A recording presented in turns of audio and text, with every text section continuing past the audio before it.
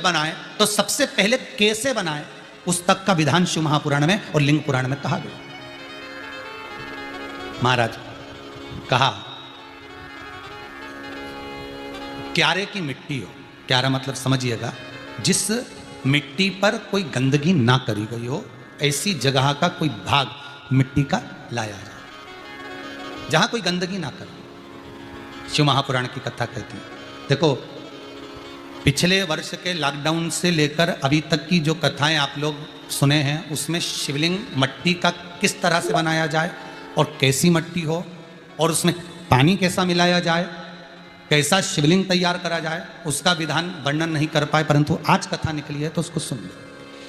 क्यारे की मिट्टी, क्यारे की मिट्टी मतलब जिस मिट्टी पर कोई गंदगी ना करी गई हो ऐसी जगह की मिट्टी को लेकर जाए और मिट्टी को लाने के बाद थोड़ा पानी का सींचन कर दें, अर्थात घर में लाएं तो उससे पहले मिट्टी को पवित्र करें। अपने घर में गंगा जल रखा हो, यमुना जल रखा हो, सरयू जी का जल रखा हो, उससे मिट्टी का सींचन कर दें। मान लो अगर ये जल नहीं भी है तो जल के अंदर थोड़ा सा इत्र डालकर मिट्टी का सींचन करें।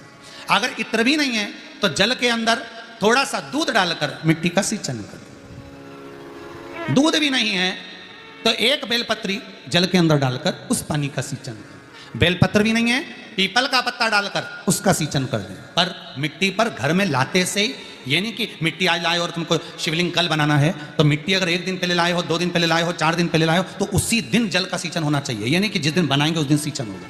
मिट्टी पर पानी का छींटा, सींचन भले ज़्यादा मत डालो पर छींटा तो उस दिन लगा देना चाहिए जिस दिन घर में मिट्टी लेकर आए हो, जिस दिन लेकर। फिर भले तुम शिवलिंग 15 दिन बाद बनाओ, 8 दिन बाद बनाओ, 10 दिन बाद बनाओ, 3 दिन बाद बनाओ, पर उस समय पर मिट्टी का सींचन उस समय हो जाना चाहिए।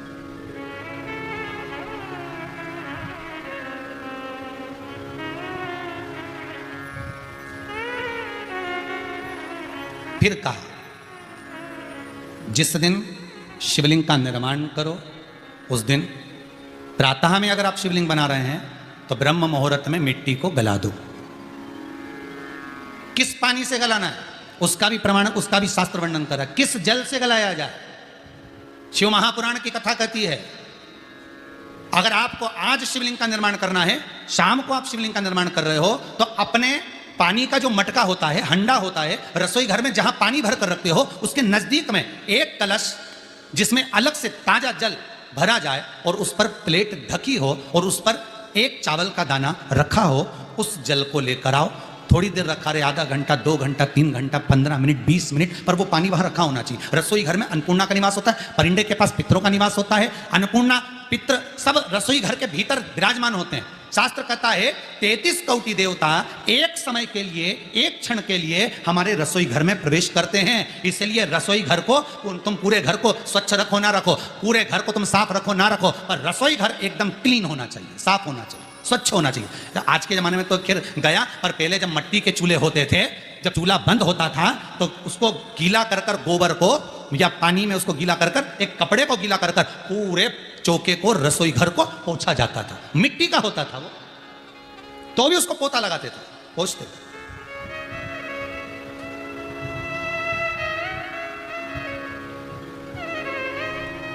तो पहला क्रम है पार्थिव शिवलिंग का निर्माण। सावन के महीने में अगर आप शिवलिंग बनाते हैं, सोमवार को शिवलिंग बनाते हैं तो नियम ध्यान रखिएगा महाराज, लिंग पुराण से है ये, इसका नियम ध्यान रखिए। क्या करना है, मिट्टी को लाना है, जल का छींटा देना, छींटा जरूर देना, घर में लेकर आए और जल का छींटा होना जरूरी है। 2 दिन तक, 3 दिन तक मिट्टी रखी हुई है और उसके बाद अगर आपने पानी का छींटा नहीं दिया है और आपने डायरेक्ट मिट्टी को गला दिया और उसके बाद बनाया तो उसका कोई प्रमाण नहीं। जल का छींटा अवश्य। फिर उसको रख दें, 15 दिन बाद बनाओ, 4 दिन बाद बनाओ, 3 दिन बाद बनाओ, 2 दिन बाद बनाओ। शिवलिंग जब बनाओ तब उस मिट्टी को, जो कलश आपने रसोई घर में रखा है चावल का दाना रखकर प्लेट के ऊपर, अर्थात उस कलश का जल उस मिट्टी में थोड़ा सा डालिए। क्यों डाला जाता है उसका भी भाव वर्णन किया है। अब भविष्य पुराण, स्कंद पुराण और अग्नि पुराण, इन तीनों से ले लिया गया, वर्णन किया गया। जब उस कलश का जल हम डालते हैं तो उस कलश में पितरों का भाव आ जाता है, अन्नपूर्णा का भाव हो जाता है, घर में लक्ष्मी का भाव हो जाता है, संपदा का भाव हो जाता है। पूरे 24 घंटे के अंदर एक क्षण के लिए रसोई घर में 33 कोटि देवता आते हैं, तो वो देवता का सारा भाव उस कलश के अंदर आ जाता है। और वो जल जब हम उस मिट्टी में मिलाते हैं तो गंगा, यमुना, सरयू, सरस्वती, ये 33 कोटि देवता में, तो इन सब का आनंद उस जल में आ जाता है। और वो जल जब हम मिट्टी में मिलाते हैं तो मिट्टी पवित्र हो जाती है, स्वयं कैलाश अधिपति को स्वीकार करने के लायक हो जाती है, निर्मित करने के लायक हो जाती है। कैलाश अधिपति को स्वीकार करने के लायक हो जाती है, निर्मित करने के लायक हो जाती है।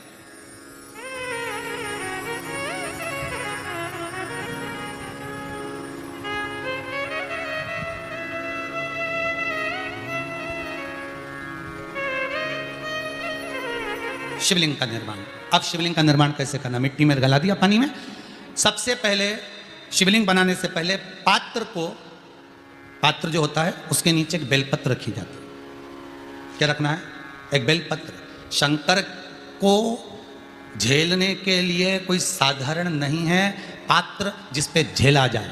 स्वयं गंगा शिव की जटा में, और आप शंकर के शिवलिंग का निर्माण कर रहे हो, कोई साधारण नहीं हो सकता। स्वयं आप विदेश्वर संहिता के अंतर्गत पढ़े कि ब्रह्मा और विष्णु, ब्रह्मा ऊपर जा रहे हैं, भगवान विष्णु नीचे जा रहे हैं, तो पता नहीं कर पा रहे कि यहां चरण कहां पर और शीश कहां पर है, उसको जान ही नहीं पा रहे।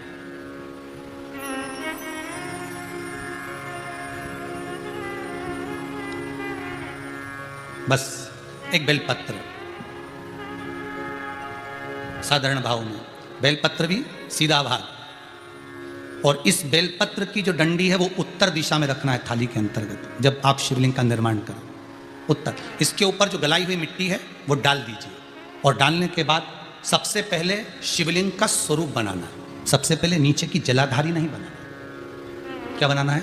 शिवलिंग का स्वरूप बनाना। बनाने के बाद उसी शिवलिंग के पास में और मिट्टी डाल लीजिए, फिर जलाधारी का निर्माण करें। फिर जलाधारी, शिवलिंग, जलाधारी निर्मित हो गई। शंकर जी का संपूर्ण परिवार शिवलिंग में रहता है, आपको पहले भी कहा।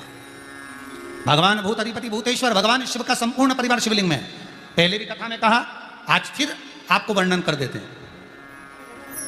जैसे ये जलाधारी है गोल, ये चरण है, ये शिवलिंग है।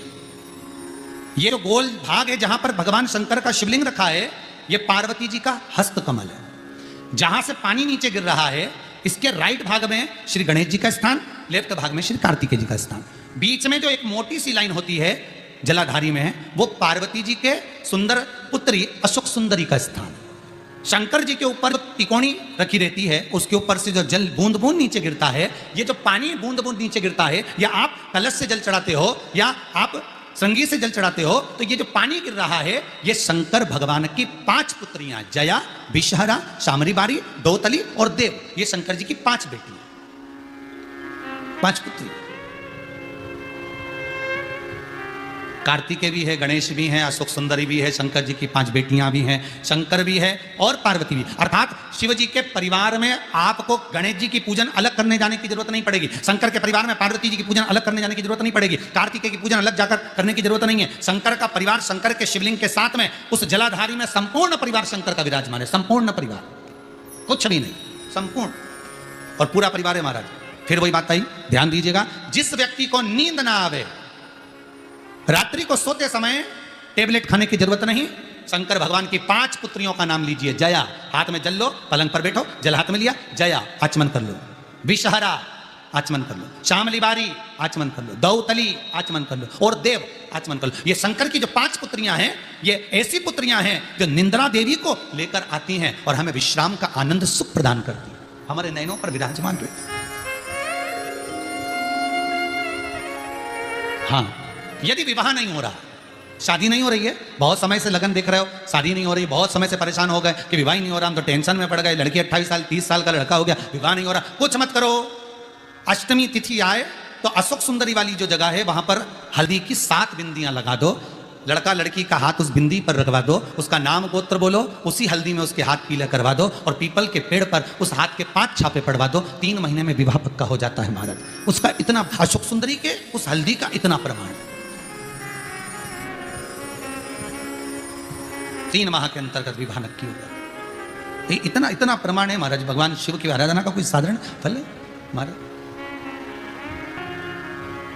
निर्मित करा शिवलिंग। एक बार सब जितने भी टीवी पर बैठे हैं, सम्मुख में कथा सुन रहे हैं, फेसबुक यूट्यूब पर सुन रहे हैं, एक बार साथ में समझें वापिस निर्माण को, शिवलिंग के निर्माण को। मिट्टी लाए स्वच्छ जगह की, जल का छींटा दिया, रखा। जब शिवलिंग बनाया तो एक कलश पानी पहले से 2 घंटा, आधा घंटा, 15 मिनट, 20 मिनट पहले उसको रख दिया। उसी पानी से उसको गीला करा। गीला करने के बाद उसका निर्माण, सबसे पहले बेलपत्री, बेलपत्री के ऊपर मिट्टी, मिट्टी के ऊपर रखकर शिवलिंग का निर्माण, फिर जलाधारी का निर्माण, जलाधारी का निर्माण और शिवलिंग का निर्माण पूर्ण होने के बाद में फिर बाबा का सुंदर भाव से आप श्रृंगार करें, अभिषेक करें, पूजन करें। और एक बात याद रखना, पार्थिव शिवलिंग का अगर निर्माण करा है तो आपको वो पार्थिव शिवलिंग को रात्रि होने से पहले विसर्जन होना जरूरी है। हाँ, अगर कोई भी शिवरात्रि का दिन है तो फिर आप पूरी रात रख सकते हो। हरतालिका तीज का दिन है, पूरी रात रख सकते हो। बड़ी तीज है, छोटी तीज है, आप शिवलिंग बनाए हो तो आप पूरी रात रख सकते हो। विशेष कोई उत्सव है, श्रावण का महीना है, पूरी रात रख सकते हो। पर बाकी के समय अगर आप शिवलिंग का निर्माण करें तो उसको सूर्यास्त होने के पहले आप उसको नदी में, जल में, जलाशय में विसर्जन करें।